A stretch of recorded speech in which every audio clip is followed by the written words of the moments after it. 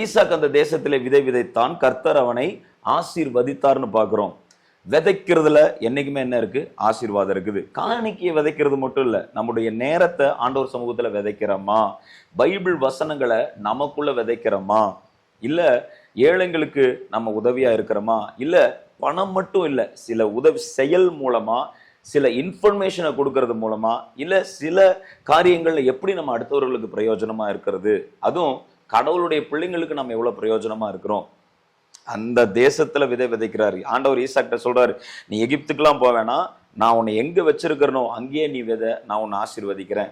அப்ப நீங்க பழைய அதே பிசினஸ்ல நீங்க செஞ்சுட்டு இருக்கிற அதே பிசினஸ்ல இதுக்கு முன்னாடி பார்த்த எல்லாத்த விட இப்ப ஆண்டவரை நீங்க நம்பி விசுவாசிக்கும் பொழுது அதுலயே ஆண்டவர் செழிப்பை கட்டளையிட்டு இருக்கிறத பார்க்க போறீங்க. முன்னாடி எல்லாமே ஒண்ணுமே நின்ன மாதிரி தெரியுது, வானமே அடைக்கப்பட்ட மாதிரி தெரியுது, நீங்க ஃபீல் பண்ணலாம். கர்த்தர் சொல்லுகிற நேரத்தில் நாம் விதைக்கிற பொழுது திரளான அறுவடையை கர்த்தர் நமக்கு கொடுப்பார். உங்களுக்கு திரளான அறுவடை கொடுப்பார். விசுவாசத்தோட விதைங்க. எங்க? வசனத்தை விதைங்க, அன்பை விதைங்க, பாசத்தை விதைங்க. எல்லா வகையிலும் நீங்க விதைக்கும் பொழுதுதான் நம்ம அறுவடையை பார்க்க முடியும். God bless you.